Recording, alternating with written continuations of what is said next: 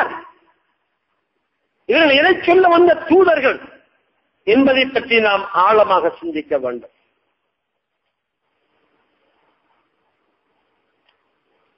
ரசூலுல்லாஹி ஸல்லல்லாஹு அலைஹி வஸல்லம் அவர்கள் சொன்னார், கடைசி காலம் வந்தால் அந்த காலத்தில் உள்ள உலமாக்களுடைய நிலை என்ன? அவர்கள் எப்படி இருப்பார்கள்? அவங்க ஷர்ரும் மின் தஹ்தி அதீமிஸ் ஸமா மின் அன்ஹும் தஹ்ருஜுல் ஃபித்னா ஃபீஹிம் தஊது. பூமியிலே வாழுகின்ற ஆக மோசமான பயங்கரவாதிகளாக இவங்க தான் நிற்பாங்க.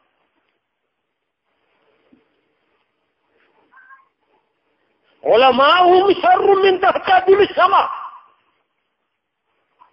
அந்த காலத்தில் வாழுகின்ற உலமாக்கள் மிக மோசமான ஆட்களா இருப்பாங்க, கொடியவர்களாக இருப்பாங்க. இந்த உலகத்தில் 1000 ஏந்தி போராடுகின்ற ஒவ்வொரு குழுவுக்கும் முன்னால் இருப்பது யார்? ஒரு மௌலவி, ஒரு ஆலிம். எந்த ஆலிம்? இந்த வஹாபிஷ ஆலிம். காஷ்மீரிலே வஹாபிஷ ஆலிம், தாலிபானுக்கு பின்னால் வஹாபிஷ ஆலிம், பிலிப்பைன்ஸிலே வஹாபிஷ ஆலிம். நீங்கள் எங்கு பார்த்தாலும் மக்களை கொன்று குவிக்கின்ற இந்த பயங்கரவாதிகள் எல்லாம் வஹாபிகள் தான்.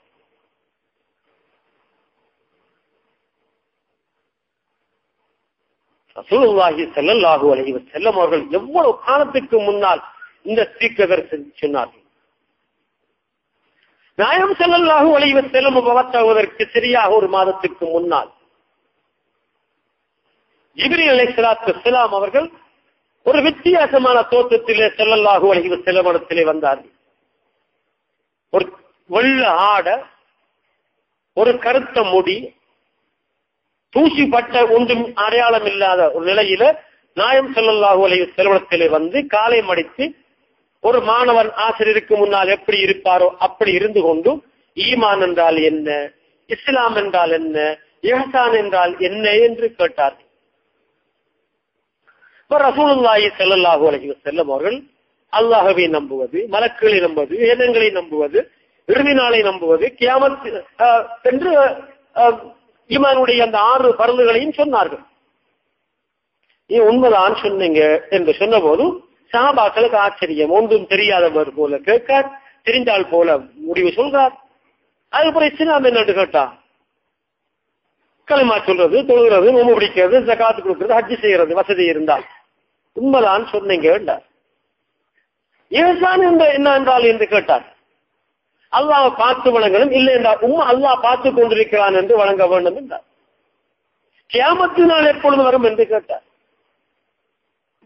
இப்ப கேட்டவரோட கேட்கப்பட்டவர் பெரிய அறிந்தவர் அல்ல. 2 பேருக்கும் அல்லாஹ்வுடைய ரகசியம் சம்பந்தமான விஷயம், இதை விட்டுருங்கோ என்றார். கியாமத்தின் அடையாளத்தை பற்றி கேட்டார்.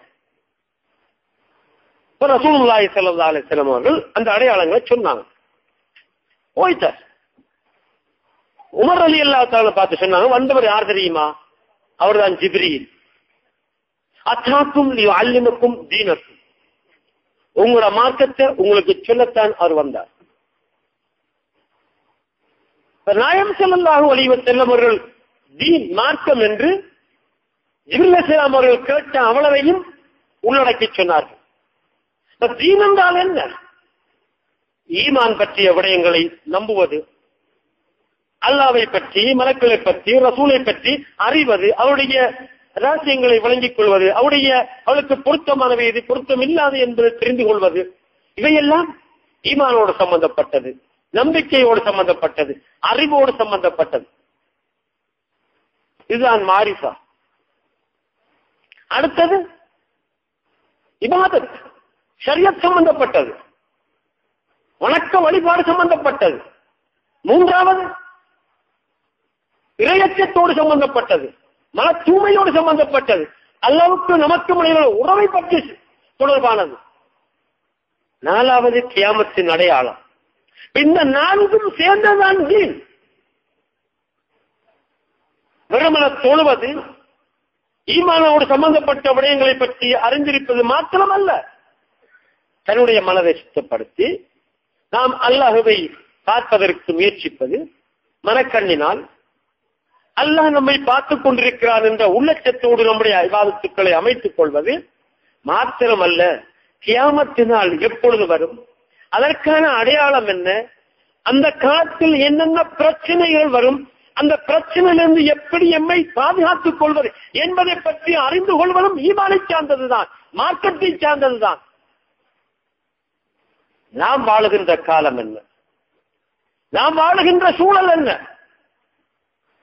நாயகம் ஸல்லல்லாஹு அலைஹி வஸல்லம் அவர்கள் சஹாபாக்களை பார்த்து சொன்னார்கள், என்னுடைய நடுவிரலுக்கும் சுற்று விரலுக்கும் இடையில் என்ன இடைவெளியோ தூரமோ அதே அளவுதான் எனக்கும் கியாமத்திற்கும் இடையில் இருக்கிறது.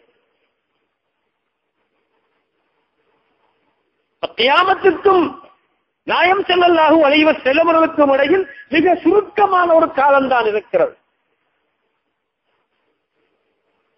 உலகத்திற்கு 7000 வருஷம், நான் கடைசி வருஷத்தில் வந்திருக்கிறேன் என்றார்கள். அத்துன்யா 7000 அனபி அவாஹரியா. ரசூலுல்லாஹி ஸல்லல்லாஹு அலைஹி வஸல்லம் அவர்கள் கூறிய கியாமத்திற்கு நெருக்கமான காலம் என்று சொல்லப்பட்ட இந்த காலத்தை ஆய்வு செய்து சஹாபாக்களுக்கு, இமாம்களுக்கு மத்தியில் பல்வேறு கருத்துக்கள் உருவாயின. சிலர் சொன்னார்கள், ஹிஜ்ரி 1500க்கு அப்பால் இந்த உலகம் இருக்காது. சிலர் சொன்னார்கள் 2000க்கு அப்பால் இருக்காது. ஷேக் இப்ராஹிம் மத்பூலி ரஹிமஹுல்லாஹ் அவர் சொன்னதாக அப்துல் வஹாப் ஷஹரானி இமாம் தங்களுடைய லத்தாயிஃபுல் மினனிலே சொல்கிறார்கள். அவர் 950க்கு முந்தியவர். ஹிஜ்ரி 1050க்கு பின்னால் கியாமத்துடைய அடையாளங்கள் தோன்றிவிடும். நன்றாக சிந்திக்க வேண்டும். ஹிஜ்ரி 1050க்கு பின்னால் கியாமத்தில் அடையாளங்கள் தோன்றிவிடும். அந்த நேரத்தில் உலமாக்கள் ஆட்சியாளர்களுக்கு எதிராக பேசுவது கஷ்டமாகிவிடும். கொஞ்சம் பொறுமை செய்வதுதான் அந்த காலத்துக்கு பொருத்தம் என்று எழுதுகிறார்கள். அவர் மௌத்தாகி எத்தனையோ 100 வருஷத்துக்கு பின்னால் நடப்பதை சொல்கிறார்கள். இமாம் சதகத்துல்லாஹ் அவர்கள் சொல்கிறார்கள், ஹிஜ்ரி 1300க்கு பிறகு வல்லாஹு ஆலம் என்றார்கள். கணிசமானவுடைய அந்த குறிப்பை நாம் பார்க்கிற பொழுதும் ஹிஜ்ரி 1100க்கு பின்னால் வருகின்ற காலம் எல்லாம் கியாமத்துக்கு மிக நெருக்கமான காலம் மாத்திரமல்ல, கியாமத்தின் அடையாளங்கள் வெளியாகின்ற காலம் என்பதனையும் அவர்கள் சொல்லி இருக்கிறார்கள். ரசூலுல்லாஹி ஸல்லல்லாஹு அலைஹி வஸல்லம் அவர்கள் வழிகட்ட இயக்கங்களை பற்றி நிறையவே சொல்லி இருக்கிறார்கள். ஒரு முறை தபுக் யுத்தம் அல்லது உழைன் யுத்தம், 2ல் 1 யுத்தம் முடிந்த பின்னால் ஸல்லல்லாஹு அலைஹி வஸல்லம் அவர்கள் யுத்தத்தில் கிடைத்த பொருளை பங்கீடு செய்து கொண்டிருந்தார்கள். அப்போது ஒருவன் வந்தான். அப்போது அவன் சொன்னான், யாஜில் யா ரசூலல்லாஹ் என்றான். நியாயமே, நீங்க பங்கு வைக்கிறதெல்லாம் நியாயமா தெரியல, நியாயமாக நீதியா பங்கு வைங்க என்றான். அப்ப ரசூலுல்லாஹி ஸல்லல்லாஹு அலைஹி வஸல்லம் அவர்களுக்கு கோபம் வந்தது. கேடு உண்டாகட்டும் உனக்கு, நான் நீதமா செய்யலண்டா வேற யார் நீதமா செய்ய போறான்? உடனே உமர் ரலியல்லாஹு தஆலா இன்னும் ஒரு அறிவிப்பில் காலித் இப்னு வலீத் ரலியல்லாஹு தஆலா இதல்லி யா ரசூலல்லாஹ் அன் அக்தல உனக்கஹு ஹாதல் முனாஃபிக், இந்த முனாஃபிக்கிற கழுத்தை வெட்டுறதுக்கு கொலை செய்யறதுக்கு அனுமதி தாங்க என்று சொல்லி கேட்டார். அப்போது ரசூலுல்லாஹி ஸல்லல்லாஹு அலைஹி வஸல்லம் அவர்கள் சொன்னார்கள், அவங்கள விட்டுருங்க, அவரை விட்டுருங்க. இவர பிச்சளத்தில் இருந்துதான் ஒரு கூட்டம் வரும்.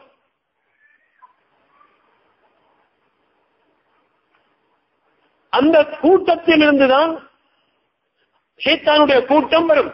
இந்த கூட்டம் தான் அப்படியே போய் சேர்ந்து தஜ்ஜாலோட போய் சேரும். இவங்க குர்ஆன ஓதுவாங்க, தொண்டை கிளிக்குள்ள போகாது. வெள்ளிலிருந்து அம்பு சீறி பாய்வது போல் இந்த இயக்கத்தில் சேர்ந்தார்கள் இஸ்லாத்தை விட்டும் வேகமாக போயிடுவாங்க. இந்த படைப்பில் ஆக கெட்டவர்கள் இவர்கள் தான். கொலை செய்தவனுக்கு சோகனம் என்றார், ஆனால் இவர்களால் கொல்லப்பட்டவனுக்கு சோகனம் என்றார்கள். கடைசியாக இவன் ஹவார்ஜிகளின் கூட்டத்திலே போய் சேர்ந்தான். ஹவார்ஜிகள் என்றால் யார்? முஆவியா ரலியல்லாஹு தஆலா அவர்களுக்கும் அலி ரலியல்லாஹு தஆலா அவர்களுக்கும் இடையில் யுத்தம் நடந்து இந்த இரண்டு பேரிலும் இருந்து பிரிஞ்சி போய் ஹரூரா என்ற இடத்திலே ஒரு கூட்டம் போய் சேர்ந்துச்சு. அந்த கூட்டம் போய் ஒரு முடிவெடுத்துச்சு, நாம மட்டும்தான் முஸ்லிம், இவங்க ரெண்டு பேரும் காபிரா போயிட்டாங்க, அதனால இவங்களை கொலை செய்யறதும் இவங்க சொத்துக்கள் எடுக்கிறது நமக்கு கடமை வேண்டாம். இந்த ஜமாத்து முஸ்லிம் சொல்லா போல அவங்க மாட்டிதான், இவங்க வேற யாருமே இல்லை. அலி ரலியல்லாஹு தஆலா முஆவியா ரலியல்லாஹு தஆலா போன்ற எல்லா சஹாபாக்களும் ஒட்டுமொத்தமாக காபிரா போயிட்டாங்க, நாங்க மட்டும்தான் சுத்த முஸ்லிம் என்று சொன்னாங்களே. அந்த பாட்டிலிருந்து வந்தாக்கள் தான் இவங்க, அந்த தௌஹீத் ஜமாத், இந்த ஜமாத்து முஸ்லிம், வேற யாரும் அல்ல. கடைசியாக அலி ரலியல்லாஹு தஆலா அவர்களுக்கும் இந்த பாட்டிக்கும் இடையில் யுத்தம் நடந்து அதுல கணிசமானார்கள் கொலை செய்யப்பட்டார். கொலை செய்யப்பட்டால அந்த பெருமானத்தில் நீதி கேட்டானே அவனும் அதுல ஒரு ஆள். பெருமானார் ஸல்லல்லாஹு அலைஹி வஸல்லம் அவர்கள் சொன்னாங்க இவன் அடையாளத்தை பத்தி, வழிகட்டு ஹவாரிஜிகளை போய் சேருவான், ஹவாரிஜிகளின் தலைவனா இருப்பார், அவன் அடையாளம் அவன் கையில பின்பகுதி தோள்கட்டுக்கு கீழே பெண்களுடைய மார்பு போல அந்த அமைப்பு இருக்கு. கடைசியா தேடி பார்த்தா சிறிய அச்சோட்டா இருந்துச்சு. அவன்தான் துல்ஹுவைஸிரா அத்-தமீமி. அந்த துல்ஹுவைஸிரா தமீமில் இருந்து வந்தார்கள் தான் இந்த வஹாபிகள். துல்ஹுவைஸிரா தமீமி என்ற பாட்டியில பெருமானார் ஸல்லல்லாஹு அலைஹி வஸல்லம் அவர்களை பற்றிய மரியாதை இருக்காது, சஹாபாக்களை பற்றிய மரியாதை இருக்காது, உலமாக்களை பற்றிய மரியாதை இருக்காது. நாங்க மட்டும்தான் சுத்த முஸ்லிம் என்று சொல்லுவாங்க. சொல்றாங்களா இல்லையா? அன்றைக்கு அந்த ஹவாரிஜிகளின் தலைவன் என்ன சொன்னான்? புத்தி இருந்தா சொல்லுவானா? நாயம் ஸல்லல்லாஹு அலைஹி வஸல்லம் அவர்கள் சொர்க்கத்துக்கு சோபனம் செய்யப்பட்டவர்கள் எல்லாம் இருக்காங்க.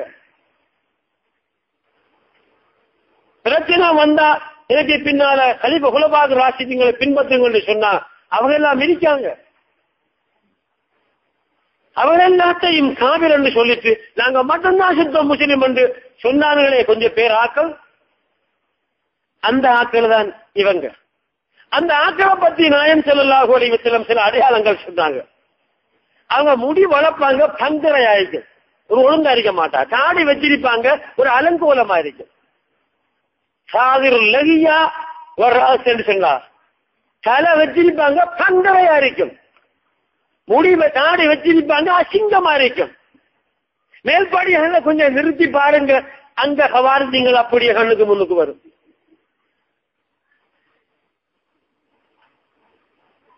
ரசூலுல்லாஹி ஸல்லல்லாஹு அலைஹி வஸல்லம் சொன்னாங்க, ஹஸ்லத்தானி லா தஜ்தமியானி ஃபீ முனாஃபிகின்.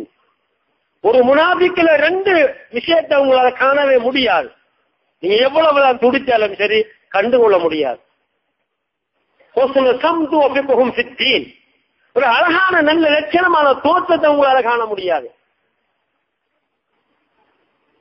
மார்க்கம் விளக்கம் ஒரு தெளிவாக இருக்க மாட்டாது.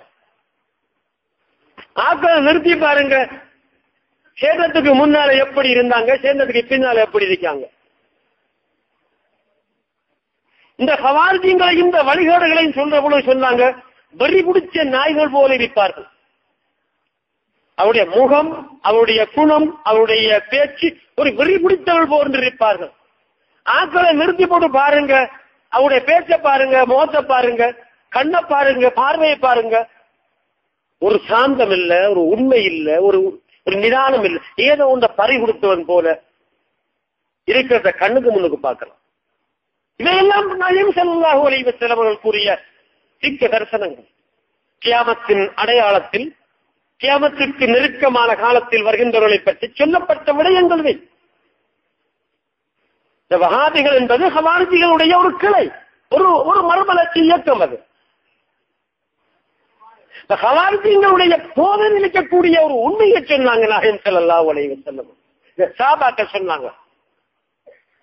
அப்துல்லாஹ் இப்னு உமர் ரலியல்லாஹு தஆலா அன்ஹு சொல்றார், இன்தலகு அன்னஹும் இன்தலகு இலா ஆயாத்தின் நஸலத் அலல் முஷ்ரிகீன் ஃபஹமலுஹு அலல் முஃமினீன். காபிர்கள் விஷயத்தில் இறங்கிய ஆயத்துக்களை முஸ்லிம்களுக்கு சொல்லுவாங்க. இமாம்களையும் வலிமார்களையும் சிலைக்கு ஒப்பிட்டு சொல்லுவாங்க.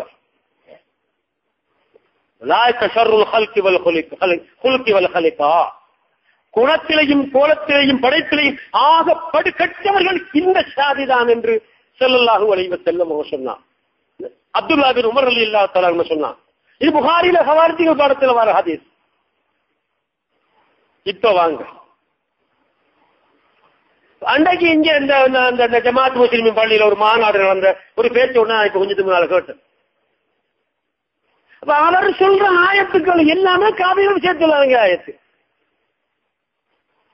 ஆனா தீர்ப்பு சொல்வதெல்லாம் முஸ்லிம்களுக்கு. நீங்க பாமரர்கள், இது காவிரி விஷயத்தில் இறங்கிய ஆயத்தா, இது முஸ்லிம்கள் விஷயத்தில் இறங்கிய ஆயத்தாங்கிறது உங்களுக்கு தெரியாது. ஆனா உங்களுக்கு தெரியறதுக்கு நான் ஒரு யுக்தியை சொல்றேன். இதுக்கு பிறகு குர்ஆன் எடுத்து பாருங்க. குர்ஆனில மின் தூனில்லா என்று ஒரு வசனம் வரும். எங்கெங்கெல்லாம் மின் தூனில்லா என்ற ஒரு வசனம் வருகின்ற ஆயத்து வருகிறதோ அதுவெல்லாம் காவிரி விஷயத்தில் இறங்கிய ஆயத்துக்கு. நன்றாக ஞாபகம் வைத்துக் கொள்ளுங்கள். மின் தூனில்லா என்ற சொல்லோடு வருகின்ற சகல ஆயத்துக்களும் காவிர்களுக்கு எதிராக, சிலைகளுக்கு எதிராக இறங்கிய ஆயத்துக்கள்.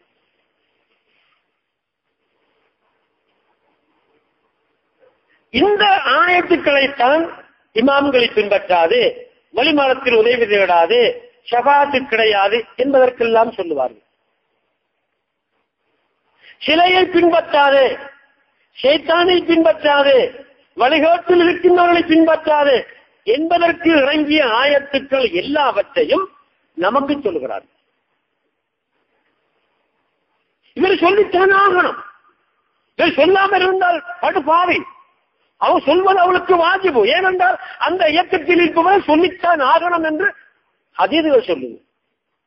இந்த கியாமத்துக்கு நெருக்கமான காலத்தில் ஒரு கூட்டம் வரும், அந்த கூட்டம் இப்படித்தான் பேசும் என்று இஸ்லாம் அவனாக சொல்லியிருக்கிறது.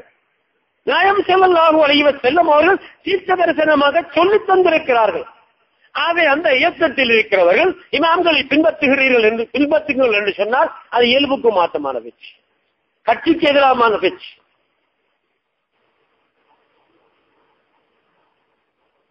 நாயகம் ஸல்லல்லாஹு அலைஹி வஸல்லம் அவர்கள் கியாமத்துக்கு நெருக்கமாக தஜ்ஜாலோடு போய் சேர்கின்ற இயக்கத்தின் அடையாளத்தை அழகாக நமக்கு சொல்லியிருக்க, நாம் அதை கவனிக்காமல் அதில் ஏதோ உண்மை இருக்கும் என்று கருதினால் நம்முடைய ஈமானுடைய நிலைமை என்ன? நம்முடைய புத்தியினுடைய பலம் என்ன? சிந்திக்க வேண்டாமா?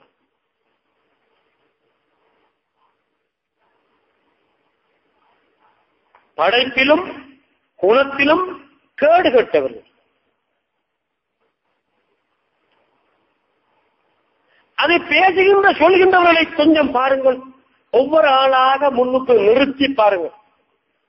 இவருடைய தகுதி என்ன? இவருடைய பின்னணி என்ன? இவருடைய பின்னணி என்ன? இவருடைய பிறப்ப கொஞ்சம் தேடி பார்த்தீங்கன்னா ஹராங்குட்டியை நினைப்பான்.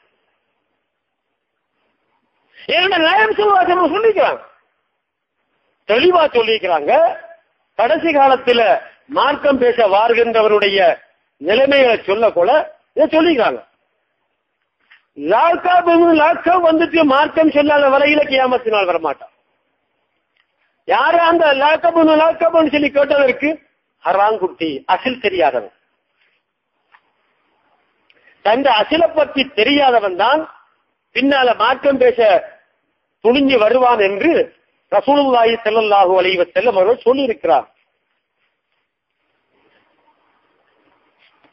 லா தகூமு ஸாஅத்தன் யதகல்லமு ருவைபிய்யா. ஒரு ரோய்பில்யா மார்க்க விஷயம் பொது விஷயம் பேசாத வரையில் கியாமத்தினால் வரமாட்டார். அப்ப கேட்டாங்க ரோய்பில்யா என்ற சொல் அவங்களுக்கு நடைமுறையில் இல்லை, ஒரு புதுச்சொல். யார் அந்த ரோய்பில்யான்னு கேட்டதுக்கு அசில் தெரியாதவன், அற்பத்தனமானவன், மோசமானவன்.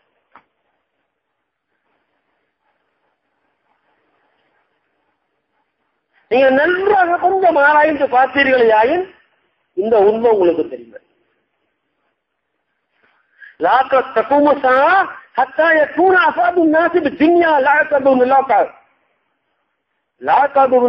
வந்துட்டு மக்களுக்கு மத்தியில ஒரு நல்ல மனுஷன் போல தெரியாத வரையில் கியாமத்தினால் வரமாட்டார். வல் முராது ஹுனா ஆவுனா மல்லா யாரிஃபு அஸ்லஹு வலா யுஹ்மது குலுகுஹு. அசில் தெரியாதவன், ஒரு நல்ல குணம் இல்லாதவன். யோசிச்சு பாருங்க. இன்றைக்கு பேசுற ஒவ்வொரு ஆட்களையும் இன்னும் ஒரு பக்கம் பாருங்க, குர்ஆனையும் ஹதீஸையும் தான் பேசுறாங்க.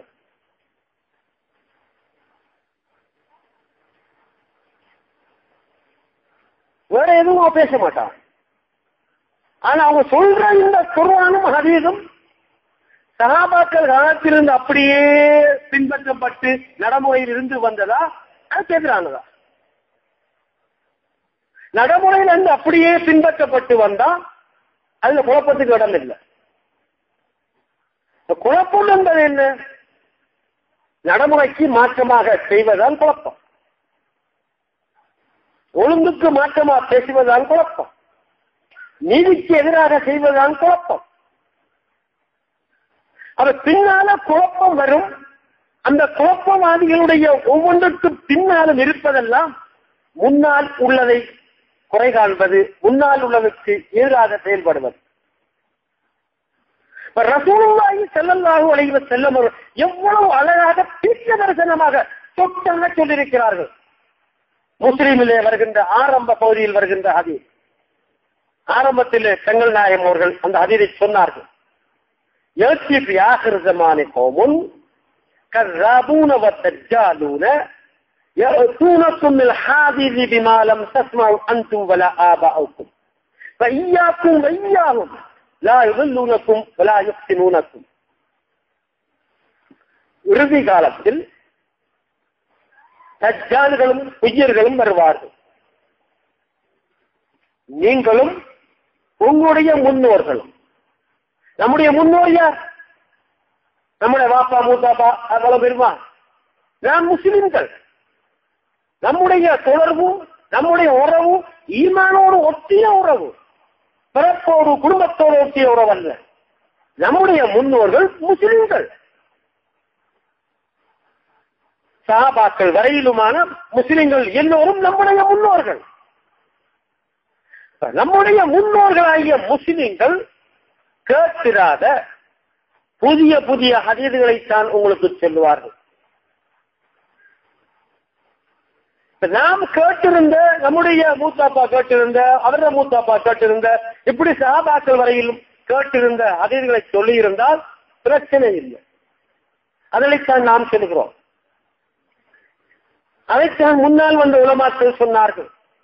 அதற்கு முன்னால் வந்த உலமாக்கள் அதைத்தான் சொன்னார்கள். எந்த குழப்பமுமே இல்லை. குழப்பம் எப்போது வந்தது? ஹதீஸ்களை சொன்னதனால், குர்ஆனை சொன்னதனால் குழப்பம் வந்ததா? இல்லை. அந்த ஹதீஸ்கள் எல்லாம் ஏற்கனவே சொல்லப்பட்டு நடைமுறைப்படுத்தப்பட்டு பின்பற்றப்பட்டு வந்ததற்கு மாற்றமாக சொல்லுகிற பொழுதுதான் குழப்பம் வந்தது. நாம் தக்பீர் கட்டினோம் தொழுகையில், தொப்புளுக்கு மேலே நெஞ்சுக்கு கீழே, எல்லோரும் அதை சொன்னார்கள். எந்த குழப்பமுமே இல்லை. இல்ல அதெல்லாம் போல நெஞ்சுக்கு மேல கட்டுறது தான் ஹதீஸில் ஆதாரம் இருக்கு. இந்த ஆதாரம் எங்க இருந்து எடுத்தார்? ஹதீஸ் கிதாபுல தான் எடுத்தார். இந்த ஹதீஸ் கிதாபு ஏற்கனவே இவர்களுக்கு பார்வையில் இருந்ததா இல்லையா?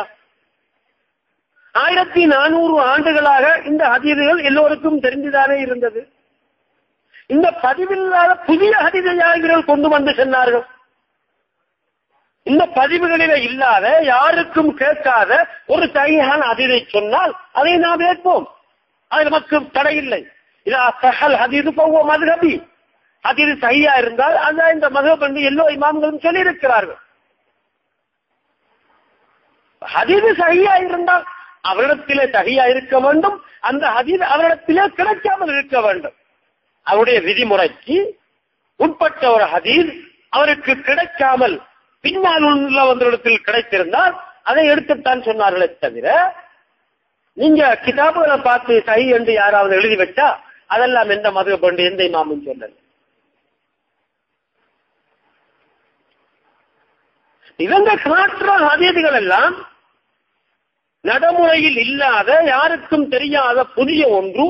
இவங்க பத்தன் அப்படியே மதீனாவுக்கு போய் கபரை தோண்டி உள்ளுக்குள்ள பூந்து பெருமானார் ஸல்லல்லாஹு அலைஹி வஸல்லம் இடத்துல காலம் அடிச்சு ஹதீஸ்லத்தையும் கேட்டுக்கிட்டு வந்து சொல்லி இருந்தா, ஓ அது நியாயம், இவங்களுக்கு தெரியாத எல்லாத்தையும் நாங்க இப்ப நியாயத்துல கேட்டுக்கிட்டு வந்துட்டோம், நீங்க தான் சரி என்று சொன்னாங்க சொன்னா நாங்க ஒத்துக்குவோம். அட நீங்க சொல்ற அங்க ஆளை இல்லை என்றுதான் உதவில்லை. அப்ப நாயம் ஸல்லல்லாஹு அலைஹி வஸல்லமுடைய தீர்க்க தரிசனம், கியாமத்துக்கு நெருக்கமான அடையாளத்தை அவர்கள் சொன்ன விடயம் இப்பொழுது வெளியாகி விட்டது என்றுதானே நாம் தெரிய வேண்டும்.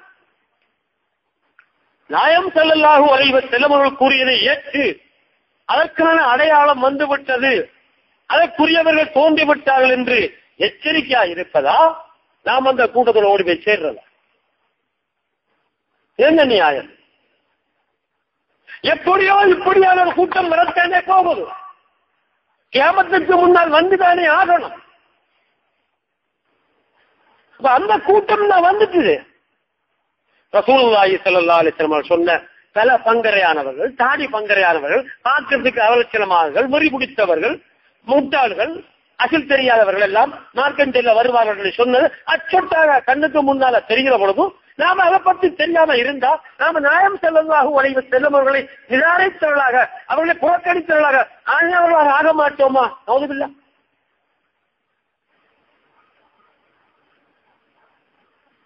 ஹிஜ்ரி 1050, அதாவது 1100க்கு பின்னால இந்த கூட்டம் எல்லாம் வரும் என்று இலகாமாக முன்னால சொல்லியிருக்க, அந்த கூட்டம் இன்னும் 1100க்கு போய் வந்துச்சு. இதென்ன சொல்வதெல்லாம் என்ன கேட்கிறாத அதிகளை தான் சொல்கிறார்கள். இவளை தஜ்ஜால் என்று நாயம் ஸல்லல்லாஹு அலைஹி வஸல்லம் சொன்னான். தஜ்ஜால் என்றால் என்னது? பணத்தை காட்டி ஆக்களை ஏமாற்றி தன் பாட்டிக்குள்ள சேர்த்துக் கொள்றது. இதான் தஜ்ஜால வேலை. தஜ்ஜால் இருக்கிற காலத்துல மூமின்களத்துல காசு இருக்க மாட்டா, வறுமை இருக்கும். அந்த வறுமையாலதான் நிறைய பேர் தஜ்ஜால்கிட்ட போய் சேருவாங்க. காசை கொடுத்து, உணவை கொடுத்து, ஈச்சம்பழத்தை கொடுத்து, இறைச்ச கொடுத்து, தஜ்ஜால் பின்னால கொஞ்சம் கூட கொடுப்பான். குட்டி தஜ்ஜால் இவ்வளவு தான் கொடுக்கலும் கொடுத்தான். இந்த பாட்டியில சேர்றாக்கள் யாரு? வறுமைய மூலதனமாக கொண்டவர்கள், காசுக்கு ஆசைப்பட்டவர்கள். வேற உண்மைக்கு ஆசைப்பட்டவர்கள் யாராவது அதில் போனாங்களா? இப்ப வறுமைய காசை காட்டி, வறுமைய காட்டித்தானே தன் பக்கம் இழுத்து போடுவான் தஜ்ஜால் என்று நாம் வரலாற்றிலே ஹதீஸிலே பார்க்கிறோம். அதே வேலையைத்தான் பின் அன்னால் வருகின்ற குட்டி தஜ்ஜால்களும் செய்வார்கள் என்று நாயம் ஸல்லல்லாஹு அலைஹி வஸல்லம் கூறியது தீர்க்க தரிசனமா கண்ணுக்கு முன்னுக்கு இருக்கிறாண்டா. ரசூலுல்லாஹ்வுடைய தீர்க்க தரிசனத்தை பற்றி நாம நம்பி அவர்களை எவ்வளவு மதிப்பு மரியாதை வைக்க வேண்டியிருக்கு, நம்மள எவ்வளவு இரக்கம் கொண்டவர்களாக அவங்க இருக்காங்க என்று நாம பார்க்க வேண்டியிருக்கு. வையாக்கும் வையாகும், உங்களையும் அவர்களையும் எச்சரிக்கிறேன், நீங்கள் அந்த கூட்டத்தோடு சேரக்கூடாது. அவர்களும் முஸ்லிம்களுக்குள் வந்து குழப்பம் விளைவிக்க கூடாது. இந்த எச்சரிக்கையை பேணி கட்டுப்பாட்டோடு நீங்கள் இருந்தால் மாத்திரம்தான் லா யுதுல்லுனக்கும் வலா யஃப்தினுனக்கும், உங்களை அவங்க வழிகெடுக்கவும் இயலாது, உங்களை குழப்பவும் இயலாது. முன்னோரை பின்பற்றாதே என்று இவர்கள் சொல்கிறார்கள். நாயகம் ஸல்லல்லாஹு அலைஹி வஸல்லம் அவர்கள் சொல்கிறார்கள், முன்னோரை பின்பற்றாதே என்று சொல்கிறவன் தான் பொய்யன் தஜ்ஜால் என்று. நீங்களும் உங்களுடைய முன்னோர்களும் கேட்கிறாதவைகளை சொல்லுவார்கள், அவர்களை பின்பற்றாதீர்கள் என்றால் அதனுடைய மறுபொருள் என்ன? முன்னோரை பின்பற்று என்பதுதானே. முன்னோரை பின்பற்றியவன் வழிகட மாட்டான், முன்னோரை பின்பற்றியவன் குழம்ப மாட்டான். முன்னோரை பின்பற்றாதவன், அவர்களை நிராகரித்தவன் குழம்புவான், வழிகடுவான் என்பதுதானே ஹதீஸினுடைய கருத்து, எச்சரிக்கை.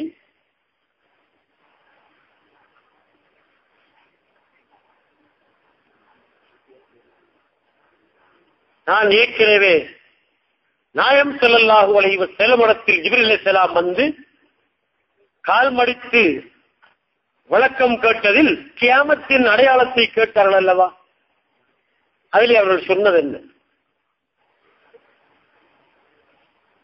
அன் தலிதல் அமத்து ரப்பதா, ஒரு அடிமை தன் எஜமானை பெற்றெடுப்பார். ஒரு புள்ள தாய அடிமை போன்று பாப்பா. புள்ள தாய் தகப்பனை மதிக்க மாட்டான். அப்படியான ஒரு காலம் வரும். இப்ப வந்திருக்கா இல்லையா? அடுத்தது என்ன? ஆடு மேய்ச்சி கொண்டிருந்தவன், செருப்பு போடக்கூட வழி இல்லாமல் வறுமையில் இருந்தவன், உயர்ந்த மாடி கட்டி அதுல வாழுவான். இந்த ஹதீஸினுடைய தீர்க்க தரிசனம் வந்து விட்டதா அல்லது வர இருக்கிறதா? ரசூலுல்லாஹி ஸல்லல்லாஹு அலைஹி வஸல்லம் அவர் சொன்னார்கள், இந்த உம்மத்துக்கு வறுமை வந்து நாசமா போவாங்கன்னு நான் பயப்படல, செல்வம் அதிகமாகி போட்டி போட்டு அதெல்லாம் வழிகட்டு போவாங்க என்றுதான் நான் அஞ்சுகிறேன் என்றார். கியாமத்துக்கு நெருக்கமாக முஸ்லிம்களுக்குள் பிளவு வருவதற்கு செல்வம் ஒரு காரணமாக இருக்கும். அந்த ஹதீஸில் ஒரு சொல் வருகிறது, எபூருல் மால், பணம் செல்வம் பொங்கி வரும், தண்ணி பொங்குற மாதிரி பொங்கும் என்றார். பெட்ரோல் என்று சொல்லல, அவ்வளவுதான்.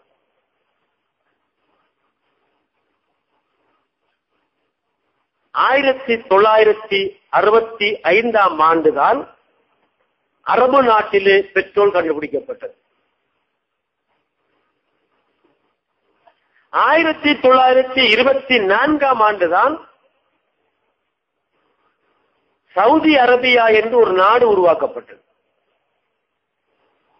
அதற்கு முன்னால் சவுதி அரேபியா என்று ஒரு நாடு கிடையாது. மக்கா, மதீனா, தாயிப் எல்லாம் சேர்ந்த பகுதிக்கு ஹிஜாஸ் என்றுதான் இருந்தது. அதனுடைய கிழக்கு பகுதியில் ஒரு மாகாணம் இருந்தது, நஜித். மற்ற பகுதியில் யமன்.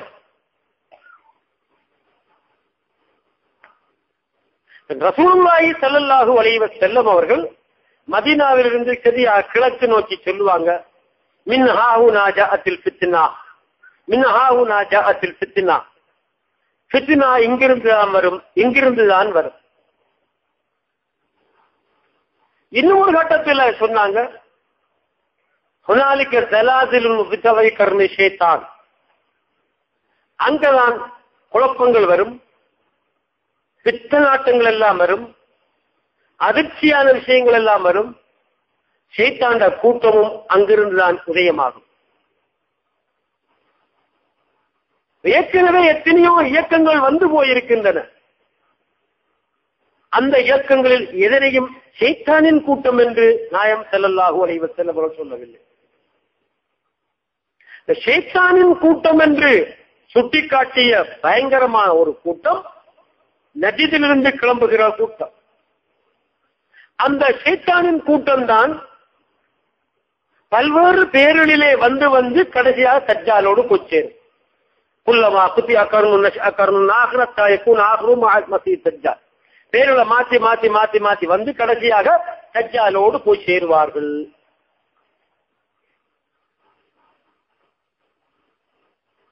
இந்த வஹாபிசம் என்று சொல்கின்ற இந்த வழிகட்ட இயக்கம்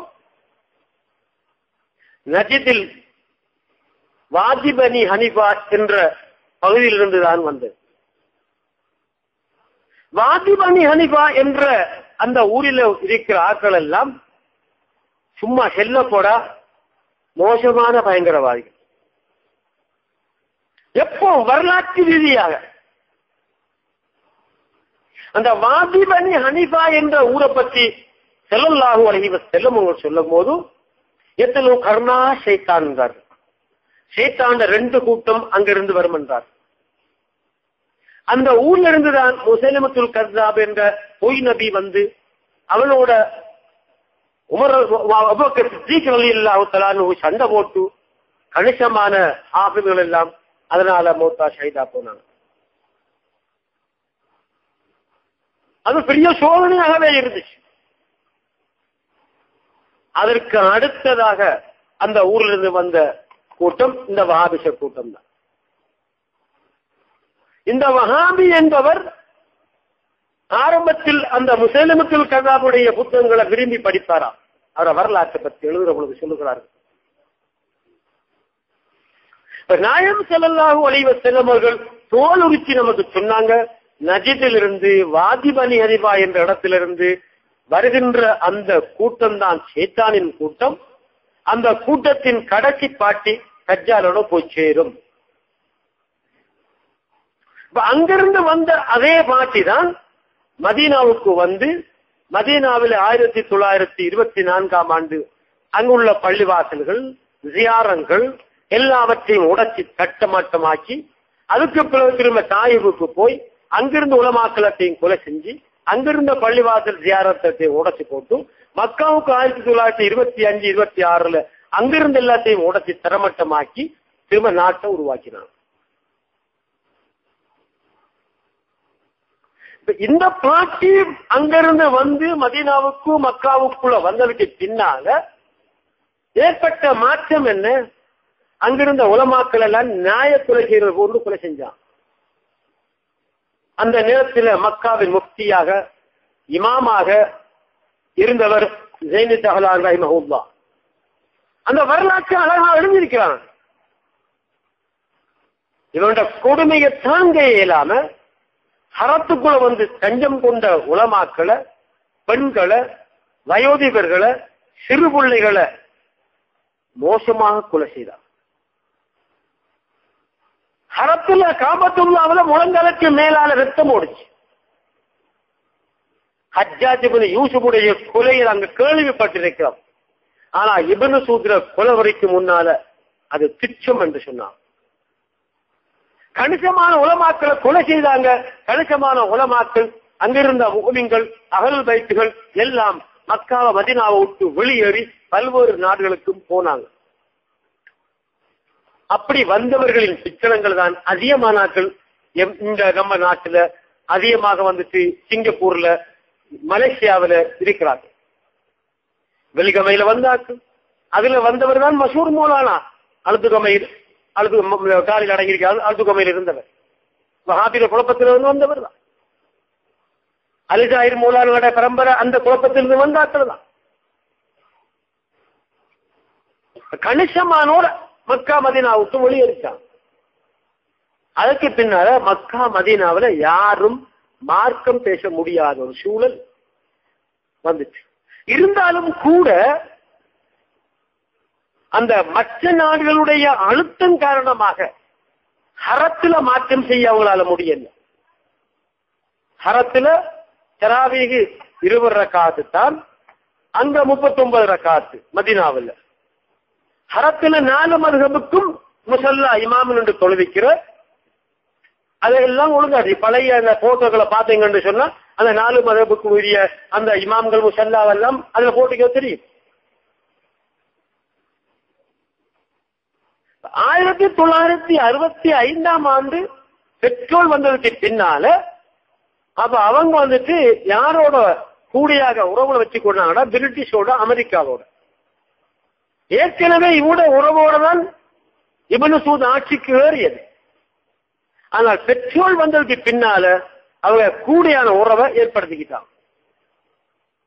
1970ஆம் ஆண்டுக்கு பின்னாலதான் அபிவிருத்தி அங்கு ஏற்பட்டுச்சு. ரோட்டு போட்டது, மாடி கட்டினது, ஹோட்டல் கட்டினது, பெரிய பெரிய வீடு கட்டினது, வாகனம் வாங்கினதெல்லாம் 1970க்கு முன் பின்னுக்குதான். அதுக்கு முன்னால் அங்க கழுதையும் குதிரையும் தான் இருந்துச்சு. ஒட்டகத்துல பயணம், கழுதையில பயணம். 70ஆம் ஆண்டுக்கு பிறகுதான் கார் வந்துச்சு. 70ஆம் ஆண்டுக்கு பிறகுதான் ரோட்டு வந்துச்சு. 70ஆம் ஆண்டுக்கு பிறகுதான் பெரிய பெரிய உயர்ந்த கட்டடங்கள் எல்லாம் வந்தது. அதற்கு பின்னால் 1980, 85, 88, 89 வரையில் மக்கா மதீனாவுக்கு போனார்களுக்கு தெரியும், சின்ன சின்ன பழைய மண் குடிசைகள் நிறையவே இருந்தது. 90ஆம் ஆண்டுக்கு பிறகுதான் மண் குடிசைகள் முழுமையாக அகற்றப்பட்டு அந்த இருந்த அடையாளமும் இல்லாத மாதிரி துப்புரவாக்கப்பட்டது. இப்ப அங்க மாடி கட்டி இருக்கிறார்கள். யார் ஆக்கள்? பெரிய பெரிய ஹோட்டல் கட்டி சொகுசா வாழ்ற ஆக்களுடைய நிலைமை என்ன? அவங்களுடைய நிலைமை எப்படி இருந்தது? 75ஆம் ஆண்டுக்கு முன்னால், 80ஆம் ஆண்டுக்கு முன்னால் அவருடைய நிலைமை என்ன? ஆடு மேய்ச்சிக்கு இருந்தார். இன்றைக்கும் நீங்க வேணுமென்றால் உம்ராவுக்கு ஹஜ்ஜிக்கு போனா அந்த டெக்ஸி ஓட்டுநரோட கேளுங்க, நீ யாரப்பா, உங்க ஊர் என்ன? நாங்க முதல் பத்துவா இருந்தோம், இப்ப அரசாங்கம் எங்களுக்கு டெக்ஸி வாங்கி தந்திருக்குது, வீடு கட்டி தந்திருக்குது, நாங்க இப்ப நகரத்துல வாழ்றோம். அவன் கூச்சம் இல்லாம சொன்னான். அங்க சோப்பு தலைப்பா போட்டுக்கிட்டு சுத்துற அந்த தோப்பாக்கலாம் யாரு? ஏற்கனவே பத்துவன். இவங்களோட நிலைமை 1945, 47, 48, 50 இருந்த நிலைமை என்ன? ஹஜ்ஜிக்கு போறாக்கள் கொடுத்தா தான் அவங்களுக்கு சாப்பாடு.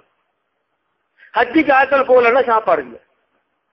வறுமை அடுத்த நம்பித்தான் உட வாழ்க்கைய ஓடுச்சு. ஹஜ்ஜில உள்ள குர்பான நம்பித்தான் ஆடு வளர்த்து அவர்கள் ஜீவியை நடத்தி கொண்டிருந்தாங்க. 2வது மகாயுத்தம் தொடர்ச்சியாக நடந்த காலத்தினால ஹஜ்ஜிக்கு ஆக்கள் போறது குறைஞ்சு போச்சு. அப்போது 1945, 46 இப்னு சூது மன்னரா இருக்கார். உலகம் பூரா முஸ்லிம்களுக்கு சொன்னார், எங்களுக்கு மிக கஷ்டமா இருக்குது, எங்களுக்கு எல்லாரும் உதவி செய்யுங்க. முஸ்லிம் நாடுகள் எல்லாம் மக்கா மதீனா பஞ்ச நிவாரண கமிட்டி என்று கமிட்டிகள் உருவாக்கப்பட்டு, இலங்கையில ஒரு கமிட்டி உருவாக்கப்பட்டுச்சு 1945, 46. அந்த கமிட்டிக்கு தலைவர் டாக்டர் ஹலீல், பல்லாக்கு சலகத்துல்லா ஹாஜி, இன்னும் பலரும் இருந்தாங்க. சீர்ராசிக்கு பிரதி போன்றாங்களாம் இருந்தாங்க. நாடு பூரா ₹1, 50 2 ஆக்கிட்ட காசு எடுத்து 77,000 ரூபாய் சேர்ந்துச்சு. அதுல 2 தரப்புல லண்டன் ஊடாக அவங்க மக்காவுக்கு அனுப்பிச்சாங்க. இது வரல. எகிப்துதான் அவங்கள தாமரிச்சு இருந்துச்சு. அது வரையில அவங்களோட பட்ஜெட்ல மக்கா மதீனாவுக்கு 2 ஒரு பகுதியை ஒதுக்குற உலகம் பூரா. இப்படி ஹஜ்ஜிக்கு வந்தாக்களை நம்பி ஆடு மேய்ச்சிக்கிட்டு கஷ்டப்பட்டுக்கிட்டு வாழ்ந்த ஆக்களை தான் இன்றைக்கு சேர்த்துனார். இன்றைக்கு பெரிய பெரிய மாடி கட்டி வாழ்றாங்க.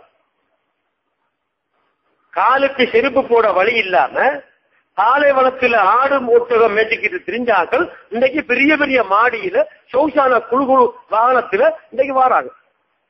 இப்ப நாயகம் ஸல்லல்லாஹு அலைஹி வஸல்லம் என்ன சொன்னாங்க?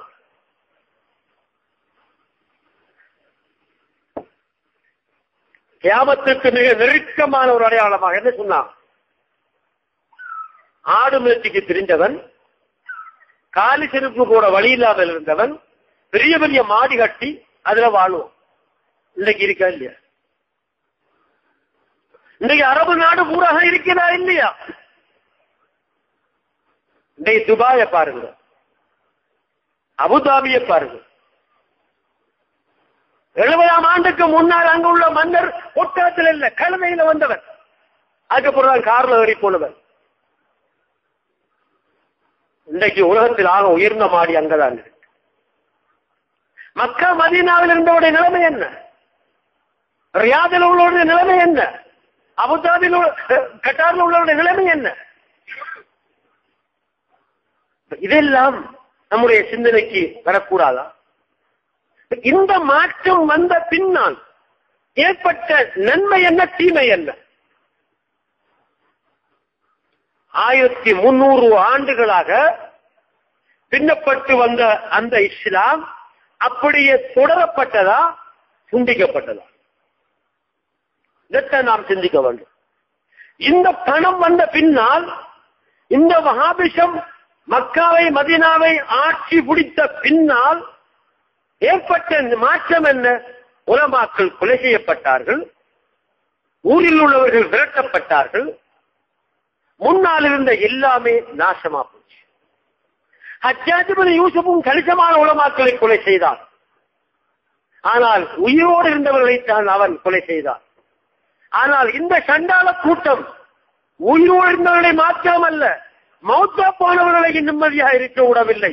அவருடைய கபர்களை இடித்தார், அவருடைய கபர்களை கக்கூசாக மாற்றினார், அவர்களை இம்சித்தார், அவர்களை கேவலப்படுத்தினார், அவர்களை காபிர் என்றே சொல்ல துணிந்து விட்டார். எவ்வளவு கொடிய கூட்டம்! ரசூலுல்லாஹி ஸல்லல்லாஹு அலைஹி வஸல்லம் கூறிய அந்த தீர்க்க தரிசனம் எவ்வளவு திட்டமாக நமக்கு முன்னால் இப்பொழுது இருக்கிறது.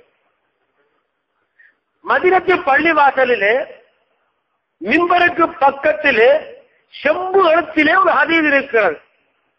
என்ன அந்த ஹதீஸ்? அவர்களுக்கு பாதமான ஹதீஸை அல்லாஹ் அவர் கையாலே எழுதி வைத்திருக்கிறார். ஒரு பாம்பு பொந்திலிருந்து வெளியேறி ஊரெல்லாம் சுற்றி போட்டு மீண்டும் அந்த பொந்துக்கு வருவது போல் ஒரு காலம் வரும். அந்த காலத்தில் மதீனாவிலிருந்து இஸ்லாம் வெளியேறும், ஈமான் வெளியேறி உலகத்தின் பல பகுதிகள் எல்லாம் இருந்து போட்டு கடைசியாக மதீனாவுக்குள்ள வந்து சேரும். பாம்பு பொந்துக்குள்ள வர மாறி வரும். இப்ப மதீனாவில இஸ்லாம் இல்லாத ஒரு காலம் வரும் என்று இந்த ஹதீஸ் நமக்கு சொல்லவில்லையா? மதீனாவிலே இஸ்லாத்தை சொல்ல முடியாத 1350 ஆண்டுகளுக்கு மேலாக பின்பற்றப்பட்டு வந்த இஸ்லாம் மதீனாவில் வஹாபிசம் வந்த போது வெளியேறிவிட்டது. அங்கிருந்த உலமாக்கள், அங்கிருந்த சாதாத்துமார்கள் எல்லாம் வெளியேறி வேறு வேறு பகுதிகளிலே போய் அந்த இஸ்லாத்தை சொல்லி மக்களை நடைமுறைப்படுத்திவிட்டு இறுதியாக போவார்கள். எப்போது? மஹதி அலைஹிஸ்ஸலாம் வரும்போது. மஹதி அலைஹிஸ்ஸலாம் வரும்போது இவர்கள் போனால் அப்போது தஜ்ஜாலும் வருவான். ஆனால் காபிருக்கு அங்கே இடம் இல்லை, தஜ்ஜால் தடுக்கப்படுவார். மதீனாவிலே காபிர்களுக்கு எப்போதும் இடம் கிடையாது. ஆனால் தஜ்ஜால் வாசலுக்கு வந்த பின்னால் என்ன நடக்கும்? மதீனாவில் இருந்த கொஞ்சம் கூட்டம் ஓடி போய் அந்த தஜ்ஜாலோட போய் சேரும். இப்ப மதீனாவிலே கடைசி காலம் வந்தால் தஜ்ஜாலோடு சேருகிற ஒரு கூட்டம் இருக்கும். மதீனாவிலே கடைசி காலம் வந்தால் ஈமான் அங்கிருந்து வெளியேறி வேறு பகுதிகளுக்கு போய் மீண்டும் திரும்பி அங்கே வந்து சேரும். கடைசி காலத்தில் மக்காவில் மதீனாவில் உள்ள உலமாக்கள் எல்லாம் நாய் கொல்லப்படுவது போன்று கொல்லப்படுவார்கள் என்பதெல்லாம் இப்போது தீர்க்க தரிசனமாக நடந்து விட்டதா இல்லையா? இவற்றையெல்லாம் நாம் சிந்திக்க வேண்டாமா? ஆற்றல் இல்லாதவர்கள், வயதில் குறைந்தவர்கள், அறிவு குறைந்தவர்கள் என் சமூகத்தில் தோன்றி ஹதீஸ்களை சொல்லுவார்கள், குர்ஆன் ஓதி காட்டுவார்கள் என்று ரசூலுல்லாஹி ஸல்லல்லாஹு அலைஹி வஸல்லம் கூறியது போல் இந்த ஜமாஅத்துல் முஸ்லிமில் இருந்து, இந்த தௌஹீத் ஜமாஅத்தில் இருந்து சென்றார்கள் எல்லாம் என்ன படித்தார்கள்? நாயகம் ஸல்லல்லாஹு அலைஹி வஸல்லம் கூறிய அந்த சொட்டான அந்த தீர்க்க தரிசனம் கண்ணுக்கு முன்னுக்கு நமக்கு தெரியலையா? இவங்க சொல்ற பெரிய ஒரு பிரச்சாரம் தௌஹீத். வாய்க்கு எடுத்தா எல்லாமே சொல்றதெல்லாம் சிறுக்கு. முதல்ல அவங்களுக்கு சிறுக்கண்டா என்னன்னு தெரியுதா, தௌஹீதண்டா என்னன்னு தெரியுதா? நமக்கு தெரியாது. ஆனா தௌஹீத் என்று தனக்கு பேரை வச்சுக்கிட்டாங்க முவாஹிதுகள் என்று.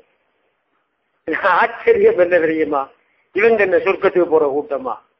என்ன நரகத்துக்கு போற கூட்டம் தானே. நரகத்துல வந்துட்டு ஜஹன்னம் வந்துட்டு ஒரு நரகத்துல பேரு.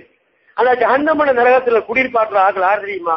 தௌஹீதுவாதி முவாஹிதீன். இமாம் கஸ்ஸாலி ரஹ்மஹுல்லாஹ் அல் முகாஷபத்துல் குலூபில் எழுதி வச்சுக்கிறான்.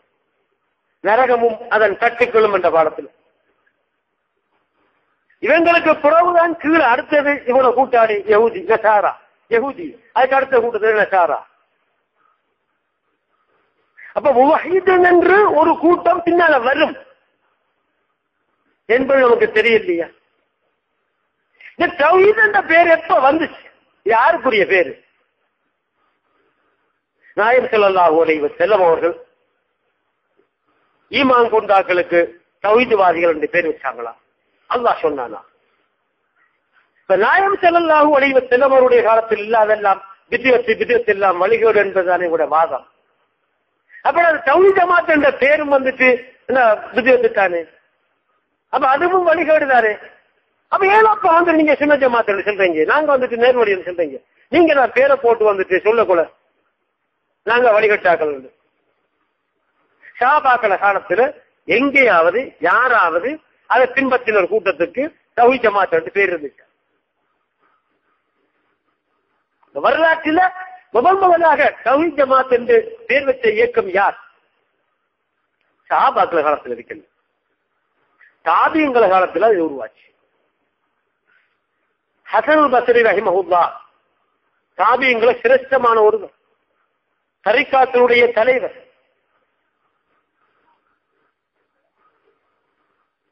அவங்க கிட்ட கொஞ்சம் பேர் படிச்சுக்கிட்டு இருந்தாங்க. அதுல ஒரு ஆள் கொஞ்சம் குழம்பிக்கிட்டு மெத்தப்படுத்திக்கிட்டு வெளியே போயிட்டார். அப்படி போன ஆட்களுக்கு தான் பேரு முஅ்தஸிலா. இந்த முஅ்தஸிலாக்கள் தான் முதலாக தங்களை அஹ்லு தௌஹீதி வல் அத்ல் என்று பேர் வச்சாங்க.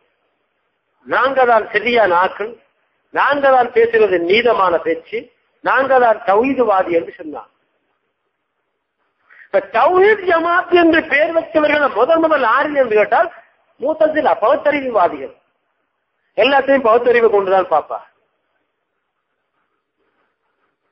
அவங்க தவிர வேற எவருமே தன்னுடைய இயக்கத்துக்கு தௌஹீத் ஜமாத் என்று வைக்கல.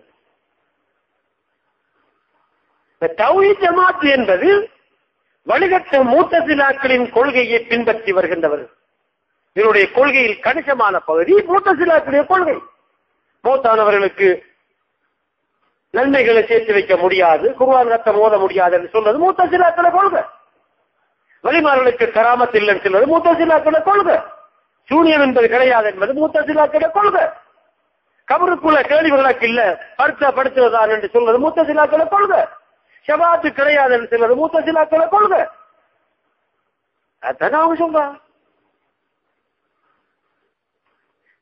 அது ஆச்சரியம் என்னன்னு கேட்டா, ஈடுபடுறவர்களுக்கே தெரியா சண்ட அசில் என்னன்னு. அதெல்லாம் ஸல்லல்லாஹு அலைஹி வஸல்லம் அசில் தெரியாதவன் அதில் இருப்பார்கள்.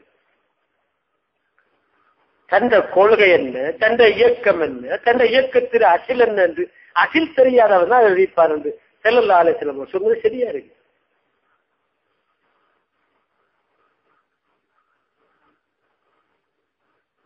இந்த இயக்கம் தங்களை தௌஹீத் ஜமாத் வச்சுக்கிட்டு நாங்க புதுசான இயக்கம் வந்து லேபல போட்டாங்க. கொள்கையும் மாத்திக்கிட்டாங்க. இவங்க சொல்ற பிரதானமான ஒன்று ஷிர்க். ஷிர்க்ண்டா என்ன? ஷிர்க் என்பது தௌஹீதுக்கு எதிரான ஒரு சொல். குஃப்ர் என்பது ஈமானுக்கு எதிரான ஒரு சொல். எதையெல்லாம் நாம் நம்ப வேண்டுமோ, ஈமான் கொள்ள வேண்டுமோ, அதை மறுத்தால் அதற்கு பேர் குஃப்ரு. மறுத்தவன் காபிரு. நம்ப வேண்டிய விஷயங்கள் எல்லாத்தையும் இவன் நம்புகிறானோ அவனுக்கு பேர் முஃமின். தௌஹீத் என்பது அல்லாஹ்வுக்கு மாத்திரம் சொல். அல்லாஹ்வுடைய தாத்தை, அவருடைய செயலை, அவருடைய பண்பை ஓர்மைப்படுத்துவதுதான் தௌஹீத். அல்லாஹ்வுக்கு நிகராக ஒருவனை முன்கொண்டு வருவதுதான் ஷிர்க். எல்லாவற்றிலும் அதற்கு உடன்பாடு இருக்க வேண்டும். ஒன்றில் கூட முரண்பாடு வரக்கூடாது. அதுதான் ஷிர்க். உதாரணமாக, அல்லாஹ் உயிர் உள்ளவன், அவனுடைய பண்பில் ஒன்று. அல்லாஹ் கேட்கிறவன், அல்லாஹ் பார்க்கிறவன், அல்லாஹ் பேசுகிறவன், அல்லாஹ் நாடுகிறவன், அல்லாஹ் அறிவுள்ளவன். இதெல்லாம் அல்லாஹ்வுடைய பண்பு நமக்கு தெரியும். 20 பண்புகளை நாம் படித்திருக்கிறோம், வாஜிபான பண்புகள். அல்லாஹ்வுக்குரிய பண்பு இன்னொருத்தருக்கு இருக்கக்கூடாது, இருந்தாலும் சிறுக்கு. ஆனா நம்மளை நாம உயிருள்ளாளர் சொல்றோம், ஹையன் சொல்றோம். நாம கேட்கிறாள், பார்க்கிறாள், பேசுறாள், நாடுறாள், ஆலிம் சொல்றான். மனுஷாவில இருந்து ஓதி வழியானா ஆலிம் தான் பட்டம் கொடுத்து அனுப்புறாங்க. ஆலிம் என்பது அல்லாஹ்வுடைய பேர். அவ செய்யற முதல் வேலை என்னடா, மனுஷாவில இருந்து ஓதி கொடுத்து போட்டு சிறுக்கு செய்யுது. இதை ஏற்றுக்கலாமா? அல்லாஹ்வுடைய பண்பு அடுத்த ஆளுக்கு இருக்குதுன்னு நம்பினா, அடுத்த ஆட்களுக்கு வச்சா அது சிறுக்கு. ஆனா நாம் அதை சொல்றோம், உயிருள்ளாளர் சொல்றோம், பார்க்கிறாள் சொல்றோம், கேட்கிறாள் சொல்றோம், அறிவாளி என்று சொல்றோம். அதே வார்த்தையை வார்த்தையில மாற்றமே கிடையாது. யாராவது அதை சிறுக்கு என்று சொல்றாங்களா? இல்ல. அப்ப வார்த்தையை பார்த்து தீர்மானம் எடுக்கப்படுவதில்லை என்ற விஷயத்துல எல்லாருமே ஒற்றுமையா இருக்காங்க. கவு ஜமாத்தும் தான், ஜமாத்தே முஸ்லிம் தான், சுன்னத் ஜமாத்தும் தான், எல்லாரும் தான். அப்ப அங்க விளங்கிக் கொள்வாங்க. என்னன்னு கேட்டா, அல்லாஹ் உயிருள்ளவன் என்றால் அவன் சுயமாக உயிருள்ளவன். அல்லாஹ் ஆலிம் என்றால் அவன் சுயமாக ஆலிமானவன். அவன் அல்லாஹ் சுயமாக பார்க்கிறவன், சுயமாக கேட்கிறவன், சுயமாக பேசுகிறவன். அல்லாஹ்வுடைய எல்லா செயலும் சுயமானவைகள், இன்னொருத்தர் கொடுத்து நடப்பதல்ல, இன்னொருத்தரில் தங்கி இயங்குவதல்ல, சுயமானவைகள் என்பதை எல்லாரும் தெரிந்திருக்கிறார். ஆனா மனிதனுடைய உயிர், மனிதனுடைய பேச்சு, மனிதனுடைய அறிவு, மனிதனுடைய கேள்வி, பார்வை எல்லாம் அல்லாஹ் கொடுத்தவை கொண்டு நடப்பவை. நம்முடைய உயிருக்கு ஆரம்பம் உண்டு, முடிவுண்டு. நம்முடைய பேச்சுக்கு ஆரம்பம் உண்டு, முடிவு உண்டு. நம்முடைய நாட்டத்துக்கு ஆரம்பம் உண்டு, முடிவுண்டு. இவையெல்லாம் அல்லாஹ்வை தங்கி இருப்பவை. அல்லாஹ்வுடைய எந்த ஒரு பண்புக்கும் ஆரம்பம் முடிவு கிடையாது, இன்னொருத்தரில் தங்கியும் இல்லை. இந்த வேறுபாடுதான் அல்லாஹ்வையும் நம்மையும் பிரிக்கிறது. யாராவது ஒருவர் அல்லாஹ்வை போன்றுதான் இவரும் அறிவாளியாக இருக்கிறார், அல்லாஹ்வை போன்றுதான் இவரும் உயிருள்ளவராக இருக்கிறார், அல்லாஹ்வை போன்ற இவர் ஆற்றல் உள்ளவராக இருக்கிறார் என்று சொன்னால் அப்போது அங்கே சிறுக்கு வரும்.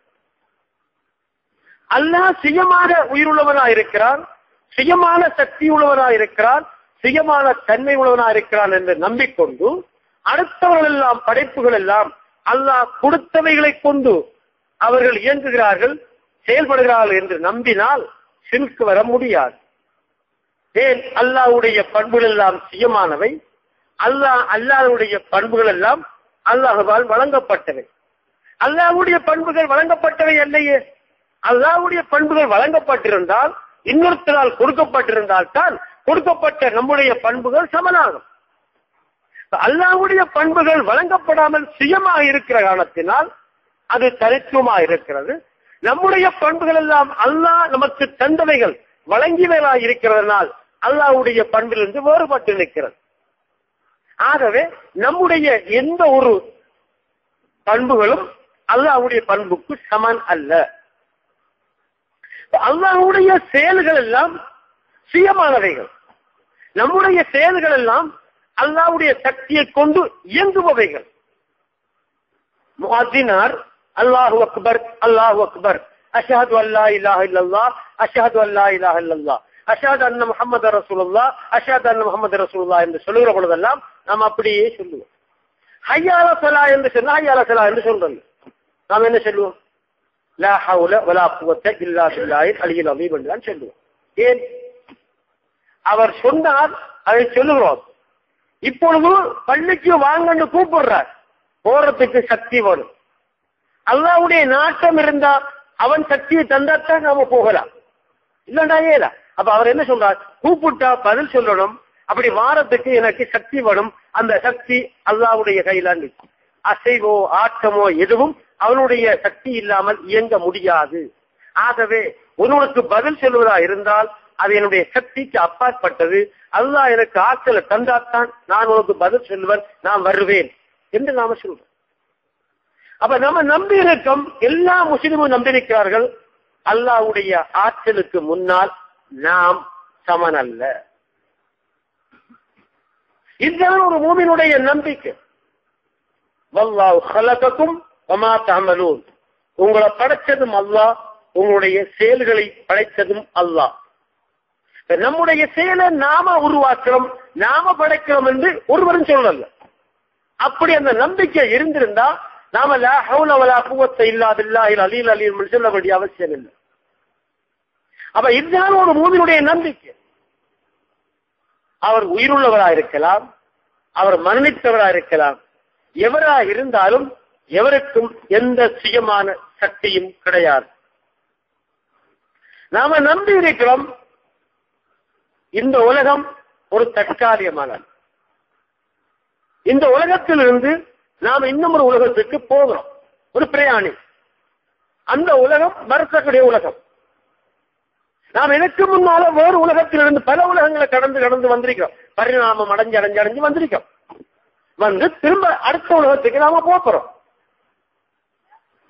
அப்ப ஒவ்வொரு உலகத்திலையும் அந்தந்த உலகத்திற்கு ஏற்ற உடலும் செயல்பாடும் இருக்கு. மௌத்தனத்துக்கு பின்னால அது வேறு உலகம். அந்த உலகத்தில் இந்த சட உலகம் இல்லை, இந்த உடம்பு இயங்காது.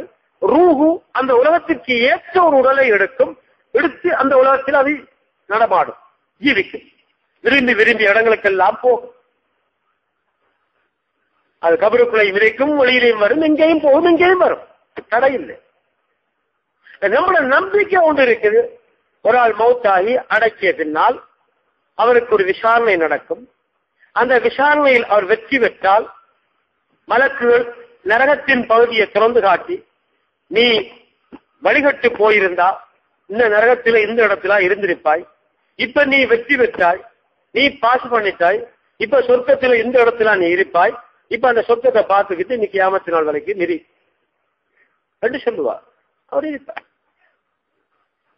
கபருக்குள்ள இருக்கிறோம்னு சொன்னா அவர் தூங்கிக்கிட்டே இருந்தா அந்த சொர்க்கத்தை காட்டுறதுல அர்த்தம் இல்லை. ஒருவர் தூங்கிக்கிட்டே இருக்காருன்னு சொன்னா அவர்கிட்ட போய் செலான் சொல்றதுல அர்த்தம் இல்லை. தூங்குற மனுஷனுக்கு யாரும் செலான் சொல்றது, தூங்குற மனுஷனுக்கு செலான் சொல்றதும் கூடாது. தூங்குற மனுஷனை டிஸ்டர்ப் பண்ணப்படா. ஆனால் தியானத்துக்கு போக சொல்லிக்குது, செலாம் சொல்ல சொல்லிருக்குது. நாம போனதால அவருக்கு ஒரு சந்தோஷம் ஏற்படுகிறது, அவருக்கு ஒரு தைரியம் வருகிறது என்றெல்லாம் ஹதீதுகளை நிறைய இருக்கு. ஒரு மோட்டாய் தூக்கிட்டு போகக்குள்ள நல்ல மனுஷன்டா என்னை வேகமா கொண்டு போட்டு சொல்லிக்கிட்டு இருக்கும், பாவியா இருந்தா எங்கடா கொண்டு போறீங்க சண்டாளர்கள் சொல்லி கேங்கி கொண்டிருக்கும் என்றெல்லாம் ஹதீதுல இருக்கு. நீ அடைக்கப்பட்டு வந்தா உங்களுடைய செருப்படி ஓசை அது கேட்கும் என்று ஹதீதுல இருக்கு. அப்படின்ற கருத்து என்ன? மௌத்தான மனுஷன் மரக்கட்ட மாதிரி அப்படியே செத்து கிடப்பதில்லை. அங்க போனோம்னா அவர் புதிய ஒரு வாழ்க்கையை தொடங்குகிறார், அந்த உலகத்துக்கு ஏற்ற மாதிரி நடக்கார். ஹதீதுல தெளிவா இருக்குது. மூசா அலைஹிஸ்ஸலாத்து வஸ்ஸலாம் கபருக்குள்ள தொழுது கொண்டிருந்தான். ஒரு தாபி கபருக்குள்ள தொழுது கொண்டிருந்தார். எத்தனையோ பேர் கபருக்குள்ள குர்ஆன் ஓதி கொண்டிருந்ததை கேட்டிருக்கிறான். நாயம் சிவசமுடைய காலத்திலேயே நடந்த விஷயம். ஒரு பிரயாணத்துக்கு கூட்டம் போகும்போது ஒரு ராவு இருட்டாச்சு, அங்க தங்குறதுக்கு ஏற்பாடுகள் செஞ்சாங்க. ஆனா கபருக்குள்ள வந்து தபாரக்கல்லதி சூரத் ஓதுற சத்தம் கேட்டுச்சு. அது நாயம் சொன்னாங்க. அதனால தபாரக்கல் கல்லதியை யாராவது சூடைக்குள்ள ஓதிட்டு வந்தாங்கன்னா அது கபரு வேதனையை விட்டு தடுக்கும், சொர்க்கத்துக்கு சேர்த்து வைக்கும். அவ கபருக்குள்ள தொழுகிறாங்க, குர்ஆன் ஓதுறாங்க, நடமாடுறாங்க, எல்லாமே இருக்கு. அது வேறொரு உலகம், அதை நாம நம்பி இருக்கோம். ஆனா முத்தசிலாக்களுக்கு அந்த நம்பிக்கை இல்லை. அந்த நம்பிக்கையில பிழையான வழிகட்ட கொள்கை என்பதான் இஸ்லாம் சொல்லுது. அதை தேர்ந்த ஜமாத் முஸ்லிம் சொல்றா, அதை தேர்ந்த தௌஹீத் ஜமாத் சொல்லுது. இஸ்லாம் இந்த போதனையை சொல்லல. இஸ்லாம் என்ன சொல்லுது? அங்க கபருக்குள்ள இருக்கிறவர் வாழ்றாரு, அவருக்கு மரியாதை இருக்கு, அவருக்கு கௌரவம் செய்யணும். அதனால அந்த கபரு அழிக்கப்படா, கபருக்கு மேல இருக்கப்படா, கபரு அசிங்கப்படுத்தப்படா, கபருக்குள்ள முளைச்சத்தை பிக்கப்படா. இஸ்லாம் சொன்னலையா? கபருக்கு மேல வச்சு நடப்பதை விட நெருப்புக்கு மேல நடக்கிறது எனக்கு விருப்பம் என்று நாயம் ஸல்லல்லாஹு சொன்னான். இதெல்லாம் என்ன கபராளி கொடுக்க மரியாதை இல்லையா? நம்மளோட ஒரு மரியாதை கூடியவரா இல்லையா? உசிர் உள்ளவர் மௌத்தானவர் என்ற வேதம் பார்ப்பது முஸ்லிமுடைய பார்வை அல்ல, இது காவிர பார்வை. அவன் தான் செத்து போனா முடிஞ்சு நினைக்க. அந்த பார்வை தான் இன்றைக்கு அரபு நாட்டுல இருக்கு. இன்றைக்கு அரபு நாட்டினுடைய இஸ்லாம் என்ன? இஸ்லாம் எங்க இருக்குது? ஒரு ஆள் மௌத்தானா அவரை குளிப்பாட்டி அவரை கவர் செய்து தொழுவித்து அடக்குவது யார கடமை? சக்கிலி என்ற கடமையா? அந்த ஊர்வாசியில கடமையா? பிள்ளைகள கடமையா? யார கடமை? நாய் செத்தாலும் அந்த நாய் கொஞ்சம் கவலைப்படும். ஆனா இன்றைக்கு அரபு நாடு ஒரு மோசானா ஒரு கவலையும் கிடையாது.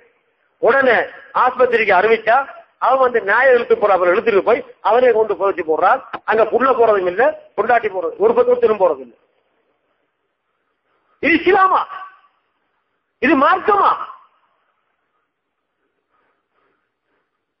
இன்னைக்கு அரபு நாடுகளில் சவுதியில இது இருக்கா இல்லையா? அங்க சுத்த இஸ்லாம் இருந்தா வேலைக்கு போன பொம்பளை எவ்வளவு அவுலியாவா திரும்பி வரணும்? எப்படி வாராள்? அந்த வீட்டுக்குள்ளான இருந்தால், அந்த வீட்டுக்குள்ளான அந்த விஷயத்தை அத்தனையும் பார்த்தாள், இந்த வீட்டுக்குள்ளான அந்த மாற்றமத்தனையும் கண்டாள். அங்க இருக்கிற இஸ்லாம் என்ன? இப்ப கொழும்புல பெரிய கிட்டுனா 3 நாளைக்கு முன்னால வேர்வலை கெச்சிமலைக்கு போன அங்க மிச்சம் வேதனையோட சென்றாங்க. இப்ப நிறைய அரபிகள் உல்லாச பிராணிகளாக நம்ம நாட்டுக்கு வந்துக்கிறாங்க. 50,000 அரபிகள் வந்துக்கிறாங்க. அப்ப வாராக்களும் அந்த உல்லாசத்துக்குரிய பகுதிகளுக்கு கூட்டிக்கிட்டு கைச்சல் போகுது. அந்த கெச்சிமலையும் அந்த பகுதியை உண்டாக அரசாங்கம் பிரகடனப்படுத்துறீங்க. அங்க நிறைய வெள்ளக்காரர்கள் வருவாங்க, அந்த இடங்களத்தையும் பார்ப்பாங்க, போட்டோ எடுப்பாங்க. இப்ப அரபிகள் வந்து சேர்ந்த கண்ணோட ஓடுறாங்க. அப்ப அந்த அரபி அவன் வந்துட்டு என்ன, இங்கே வந்துட்டு என்ன பெரிய அல்லாமத்து தகராவா வந்தான், அவன் உல்லாசமா வந்தான். அப்ப கட்ட கவசம் அடிச்சுக்கிட்டு பெனியன் போட்டுக்கிட்டு டிஷர்ட்டம் போட்டுக்கிட்டு வாரான். ஆனா அவள் வந்துட்டு என்ன செய்யறாள், சின்ன ஒரு இஷ்டாவை கட்டிக்கிறாள். கட்டிக்கிட்டு அவளை தோலை கைய போட்டுக்கிடுவா. இந்த பார்த்தீங்களா, அது அரபிகள் வந்துட்டு மரியா மானத்தை போக்காட்டுறாங்க. ஏன்னா ஒரு வெள்ளக்காரனுக்கு பின்னால தோலை போட்டுக்கிட்டு போறாங்க. இதான் இஸ்லாம். இந்த இஸ்லாமா நமக்கு தேவை. இன்னைக்கு அரபு நாட்டுல முந்திருந்த 100 வருஷத்துக்கு முந்திருந்த இஸ்லாமா இப்ப இருக்கு. மதரசாக்கள் ஒரு கிதாப் ஓதி கொடுத்தாங்க வரலாற்றுக்கு, முஹம்மது ரசூலுல்லாஹ் ஸல்லல்லாஹு அலைஹி வஸல்லம். அதுல என்னன்னு வச்சுக்க, ஹிஜ்ரி 1377 வரையில் கிட்டத்தட்ட 50-52 ஆண்டு மக்காவில் நாயம் ஸல்லல்லாஹு அலைஹி வஸல்லமுடைய வீட்டிலே மீலாது ஷரீப் கொண்டாடப்பட்டு வந்தது. ஆரம்ப காலம் தொடக்கம் ஹிஜ்ரி 1377 50ஆம் ஆண்டு வரையில் 52 மக்களை அறிக்கணும் நினைக்கிறேன் மீலாது ஷரீப் நடந்து வந்துச்சு. மிக சிறப்பா கொண்டாடி வந்தாங்க. மக்காவில மதீனாவில மிக சிறப்பாக கொண்டாடினாங்க. ஆனா இந்த சண்டாளர் கூட்டம் அதை இடிச்சு உடைச்சி பள்ளிய நாசமாக்கி போட்டு லைப்ரரியா மாத்தினான். நீங்க எங்கே அதை கவனிப்பட்டீங்களா? லைப்ரரியா உடைச்சு போட்டு பள்ளி கட்டின சரித்திரம் இருக்கு. ஆனா பள்ளியை உடைச்சு போட்டு லைப்ரரி கட்டின சரித்திரம் இருக்கு.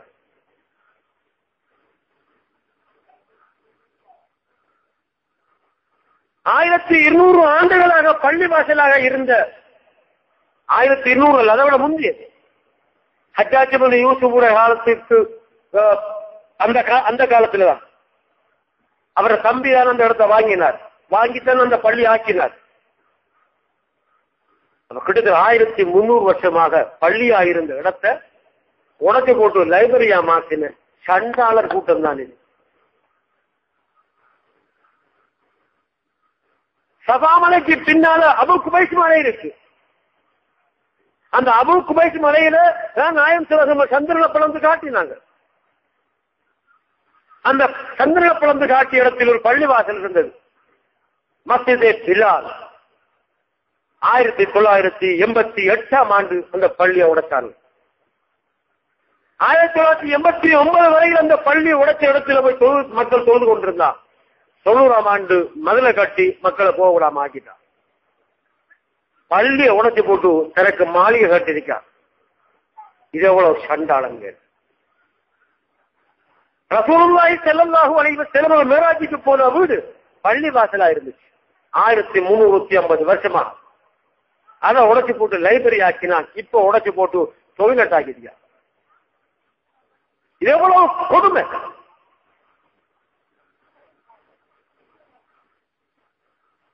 இவர்களா முஸ்லீம்கள்? இதுவா இஸ்லாம்?